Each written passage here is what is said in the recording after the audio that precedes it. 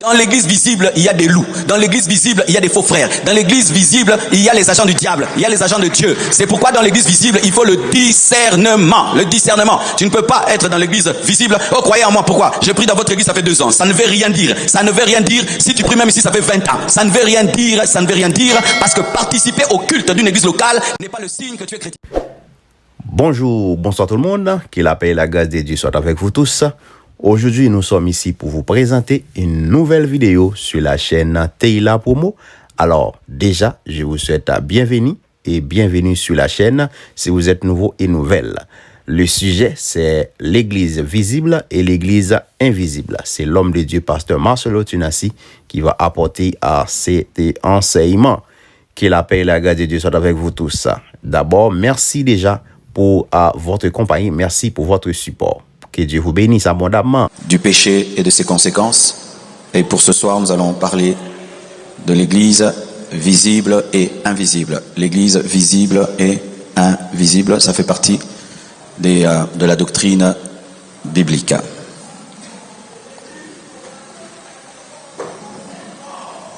Je ne vais pas donner beaucoup de versets, mais l'école de formation, à chaque point, vous allez ajouter des versets parce que ça va faire partie de la formation aussi que nous donnons. Matthieu 16, verset 18. Et moi, je te dis que tu es Pierre, et que sur cette pierre, je bâtirai mon église, et que les portes du séjour des morts ne prévaudront point contre elle. Matthieu 18, 17 à 20. S'ils refusent de les écouter, dis-le à l'église. Et s'ils refusent aussi d'écouter l'église, qu'il soit pour toi comme un païen et un publicain. Je vous le dis en vérité, tout ce que vous lierez sur la terre sera lié dans le ciel, et tout ce que vous délierez sur la terre sera délié dans le ciel. Je vous dis encore que si 2 d'entre vous s'accordent sur la terre pour demander une chose quelconque, elle leur sera accordée par mon Père qui est dans les cieux.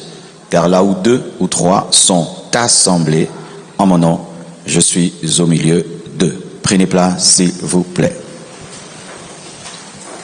L'église visible et invisible. Le mot église vient du grec ecclésia.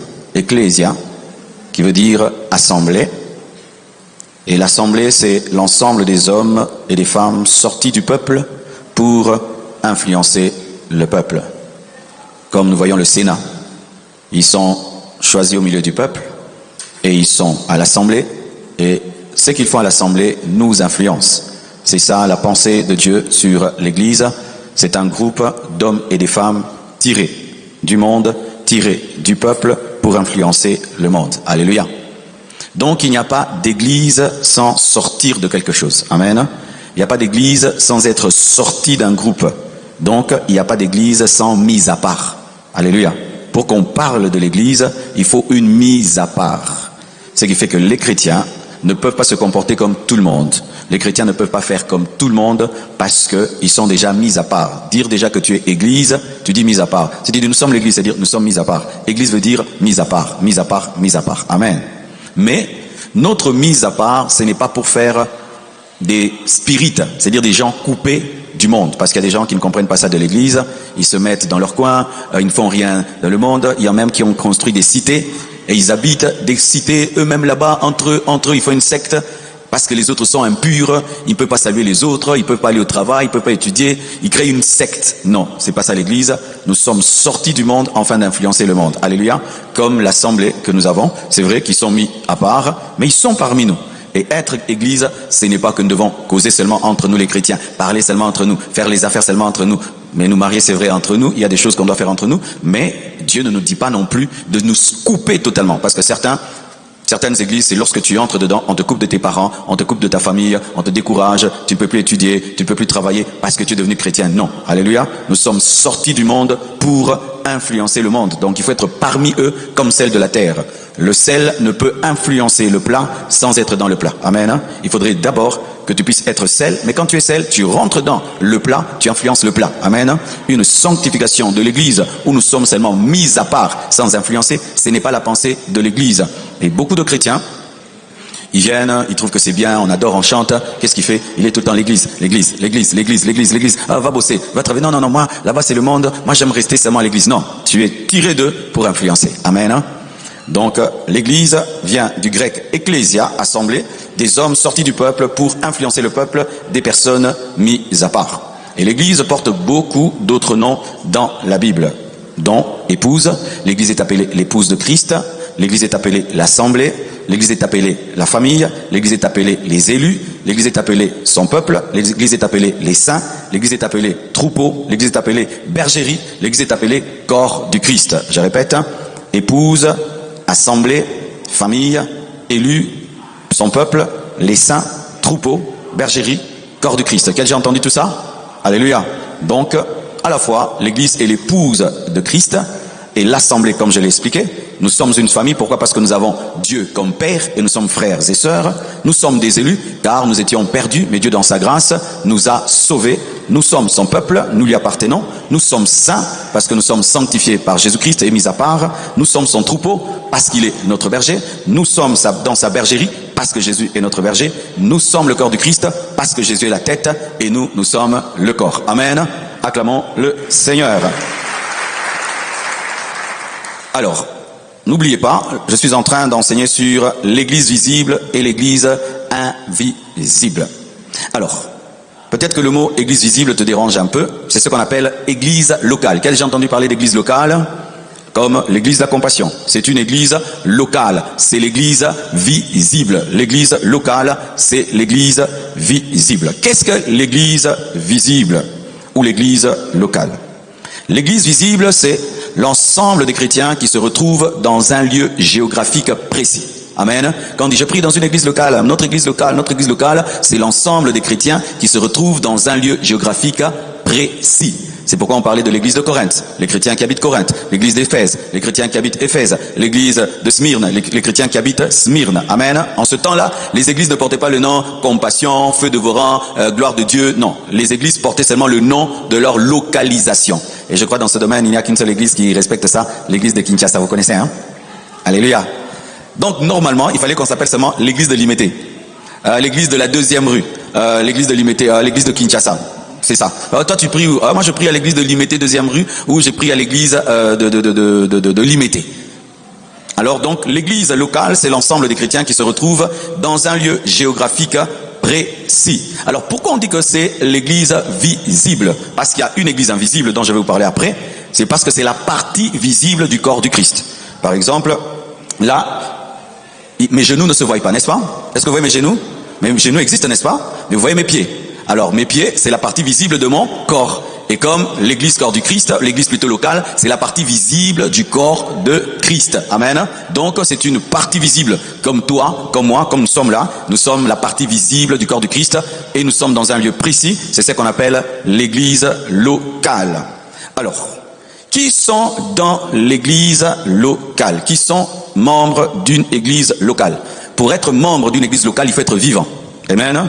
Il faut être un chrétien vivant. C'est pour les vivants. Les morts ne sont pas dans l'église visible. Les morts ne sont pas dans l'église locale. Dans l'église locale, il n'y a que des vivants. Amen. Il faut être vivant. Une fois que tu meurs, tu n'es plus dans l'église locale. Tu n'es plus dans l'église visible. Amen. Mais tu continues à être membre de l'église invisible. Mais une fois que quelqu'un meurt, il n'est plus membre de l'église visible parce qu'il n'y a que des vivants dans l'église locale et dans l'église visible. Vous suivez? Amen. C'est seulement les vivants qui sont membres de l'église visible. Elle est constituée que des vivants. Et écoutez encore, j'entends des gens qui disent « Cette église ne peut pas mourir, cette église ne peut pas mourir, car la Bible dit que les portes du séjour de mort ne prévaudront point contre elle. » Je vous ai donné 2 passages. Le premier passage que je vous ai donné de Matthieu 6, verset 18, parle de l'église invisible, et Matthieu 18, 17 à 20, parle de l'église locale. Quand on dit « Et moi, je dis que tu es Pierre, et que sur cette pierre, je bâtirai mon église », cette église-là, c'est l'église invisible. C'est cette église-là qui ne peut pas mourir. Amen. Mais l'église locale qui, on dit, s'il refuse de les écouter, dis-le à l'église, et s'il refuse aussi d'écouter l'église. Quand on dit écouter l'église, c'est l'église locale. Sachez ceci.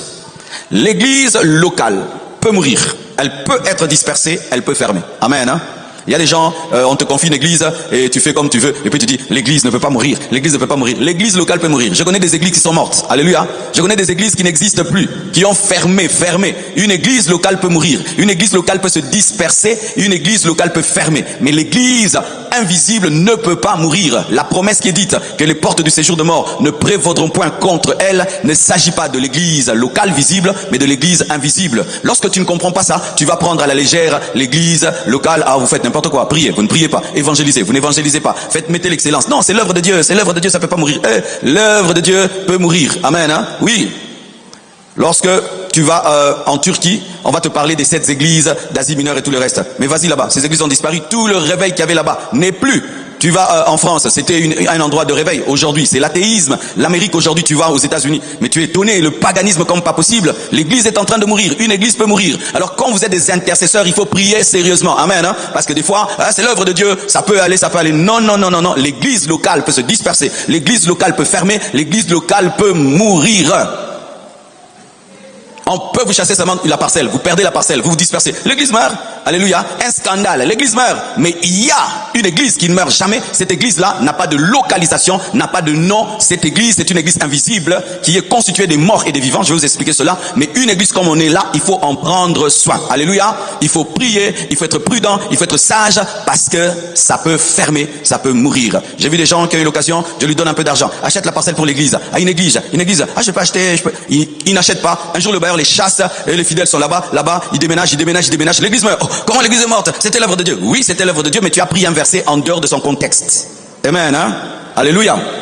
Donc, l'église visible est constituée que des vivants et elle peut mourir, elle peut se disperser, elle peut fermer. C'est pourquoi on entend qu'en certains lieux, le réveil est mort. Pourquoi? Parce que c'était des églises visibles qui avaient perdu la présence de Dieu.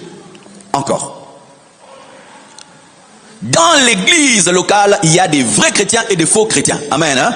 L'église locale comme on est là, certains sont des païens, d'autres des chrétiens, d'autres des charnels, d'autres des rétrogrades, d'autres des sorciers, d'autres des magiciens, d'autres des occultistes, d'autres ici, il y a du tout. Pendant que je prêche ici, je sais que je ne prêche pas qu'à des enfants de Dieu. Je sais que je ne prêche pas qu'à des gens très spirituels. Je sais aussi que je parle à des spirituels. L'église locale est constituée pas seulement des chrétiens. Alléluia. L'église locale n'est pas constituée que des chrétiens. Lorsque tu ne comprends pas ça, et tu viens maintenant à l'église locale, tu vas croire que parce que ton voisin dit amen, qu'il est chrétien. Ah frère, je te confie un peu d'argent. Pas, il ne vient plus à l'église. Oh, mais c'était un frère. Mais il y a quelqu'un qui m'a fait rire. Hein. Il m'écrit, il me dit, pasteur, il y a quelqu'un qui dit qu'il est votre disciple. Quand il a dit seulement qu'il est votre disciple, le monsieur est dans un pays africain. Hein. Parce que quelqu'un qui noie ici lui dit qu'il est mon disciple, il prend de l'argent, il le confie à partir d'un pays étranger, parce qu'il a dit qu'il prie des fois la compassion. Le gars le roule, des voyages qui n'arrivent jamais. Oh, tu iras tel endroit, il ne part pas. Je vais jusqu'à le proposer d'aller en Afghanistan ou je ne sais pas où. Il continue à croire. Pourquoi? Comme Marcelleux est sérieux, si quelqu'un dit qu'il est disciple de Marcelleux, donc il est sérieux. Pourquoi? Parce que lui confond l'église invisible et l'église visible. Dans l'église visible, il y a des loups. Dans l'église visible, il y a des faux frères. Dans l'église visible, il y a les agents du diable. Il y a les agents de Dieu. C'est pourquoi dans l'église visible, il faut le discernement. Le discernement. Tu ne peux pas être dans l'église visible. Oh, croyez en moi. Pourquoi? J'ai pris dans votre église, ça fait 2 ans. Ça ne veut rien dire. Ça ne veut rien dire. Si tu pries même ici, ça fait 20 ans. Ça ne veut rien dire. Ça ne veut rien dire. Parce que participer au culte d'une église locale n'est pas le signe que tu es chrétien. Alléluia. Lorsque vous ne comprenez pas ça, vous allez vous escroquer entre vous. Vous allez vous décevoir entre vous. Vous allez même tomber sur les agents du diable. Parce que sachez que dans l'église de Jésus-Christ de 12 personnes, il y avait Judas. Si dans 12 personnes, il y a un Judas, 24, 2 Judas, 48, 4 Judas, 10 000 personnes, combien de Judas? Mais moi je sais que c'est pas tout le monde ici qui est enfant de Dieu, que c'est pas tout le monde ici qui est pour l'avancement de cette œuvre. Je le sais. Si tu ne le sais pas, tu es un enfant. Alléluia. Si tu ne le sais pas, tu es un enfant. Ce sont les enfants qui pensent que l'église locale est constituée des parfaits. Non. Oh, je suis déçu. Vous les enfants de Dieu, vous avez fait ça. Quand j'étais un nouveau pasteur, c'est ça qui m'a embrouillé des fois. Tu prêches la sainteté. Demain tu entends, tel a engrossé. Ah. Tu prêches, demain tu entends que les gens se sont battus dans le quartier.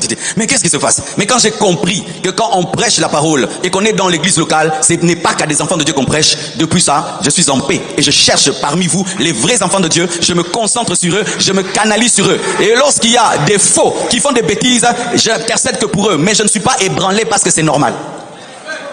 Alléluia. C'est pourquoi mes frères et sœurs, usez de discernement parmi vous. Je répète, hein, usez de discernement parmi vous. Ce n'est pas parce que quelqu'un parle en langue qu'il est frère. Ce n'est pas parce que quelqu'un chante qu'il est frère. Ce n'est pas parce que quelqu'un sert Dieu qu'il est frère. Ce n'est pas parce que quelqu'un a pris une photo avec moi qu'il est chrétien. Donne-moi un peu, je vais un peu expliquer ça, moi je comprends. Il y a des gens, il suffit que quelqu'un lui montre que j'ai pris une photo avec le pasteur Marcelo, donc il craint Dieu. Non!